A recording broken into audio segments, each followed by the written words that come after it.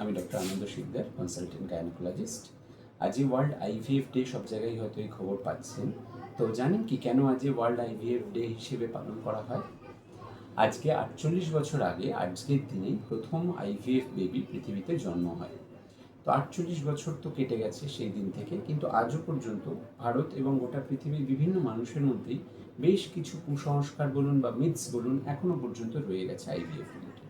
তো আজকের এই আইভিএফ স্পেশাল ভিডিওতে আমার মনে হয় সেরকম কিছু মিথস আপনাদের মন থেকে দূর করাটা কাজের কাজ হবে। তো প্রথম মিথ, 1 নম্বর, যেটা আমি সব থেকে বেশি শুনতে পাই, সবার মনের মধ্যে এটা কাজ করে যে আইভিএফ মানেই কি টুইন।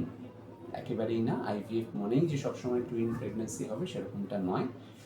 আইভিএফে কখন কোন ক্ষেত্রে টুইন হয়, কখন আপনাদের সাথে কথা বলে টুইন প্রেগনেন্সি নেওয়া উচিত, সেটা সম্পূর্ণ ডাক্তার এবং পেশেন্ট, মানে যেরকম বাবা মা আসবেন তাদের ইচ্ছা, তার উপর ডিসাইড করে কথা বলে সেটা ডিসাইড হয়। সুতরাং সিঙ্গেলটান প্রেগনেন্সি মানে সিঙ্গেল প্রেগনেন্সিও কিন্তু আইভিএফে আকছাড় দেখা যায়। তার মধ্যে এরকম কিছু নয় যে আইভিএফ মানেই জমজ হবে। সুতরাং এটা একটা মিথ। আপনি যখনই আইভিএফের জন্য যদি কখনো কথা বলেন ডাক্তারের সাথে, যে কোনো সময় কথা বলে আপনি আইভিএফে টুইন নিতে চান নাকি সিঙ্গেল প্রেগনেন্সি, সেগুলো পরে ডিসকাস করা হয়। 2 নম্বর পয়েন্ট, আইভিএফ মানে কি প্রিম্যাচিওর হবে, এটাও অনেকে আমি মুখে শুনেছি। একেবারেই নয়। প্রিম্যাচুরিটিটা আইভিএফ বা নর্মাল প্রেগনেন্সির ওপর ডিপেন্ড করে না। নর্মাল প্রেগনেন্সিতেও যেরকম একটা রিস্ক থাকে যে there will be a risk for premature delivery, preterm delivery, আইভিএফের ক্ষেত্রেও সমানভাবেই সেই প্রিটার্ম ডেলিভারির একটা রিস্ক থাকে। তাহলে সেটা আইভিএফ বা নর্মাল প্রেগনেন্সি বলে যে প্রিম্যাচিওর হবে না বা প্রিম্যাচিওরই হবে সেরকম কোনো জিনিস স্থির নয়। আচ্ছা, 3 নম্বর, এটা অনেকে বলে যে আইভিএফ বাচ্চারা বোধহয় ঠিকমতো ন্যাচারাল হবে না, পরে ডেলিভারির পরে নানা রকম সমস্যা হবে। এটাও একটা মিথ।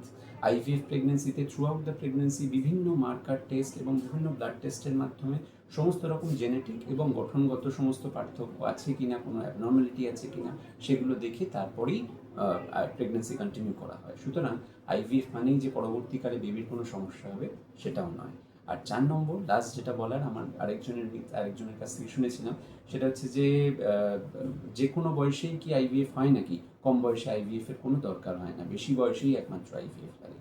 এটাও সম্পূর্ণ ভুল কথা। আজকালকার আমাদের যেরকম লাইফস্টাইল, আমাদের মেয়েদের এবং ছেলেদের যেরকমভাবে বিভিন্ন দৈনন্দিন কাজকর্ম চলে, তাতে কিন্তু খুব কম বয়সেও দেখা যায় যে প্রিম্যাচিওর ওভারিয়ান ইনসাফিসিয়েন্সি, যে আগেই অনেক বয়স হওয়ার অনেক আগেই ওভারিয়ান রিজার্ভ কমে গেছে।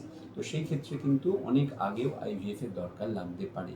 সুতরাং এইটা মনে রাখার কিছু নেই যে না আমার তো কম বয়স, আমার তো কোনোভাবে আইভিএফ লাগবেই না, সেটা না ভেবে বরং যখনই আপনি দেখছেন বহু বছর হয়ে যাচ্ছে, চেষ্টা করছেন, সমস্ত ডাক্তারের কাছে ঘুরছেন, কিন্তু কোনোভাবে সাকসেস পাচ্ছেন না, তখন কিন্তু সেক্ষেত্রে আইভিএফ করে নেওয়াটা আপনার যদি মেডিকেলি গাইডেড হয় সেটা যুক্তিপূর্ণ। তো এই ছিল আমার ছোট ভিডিও। তো আপনারা ভালো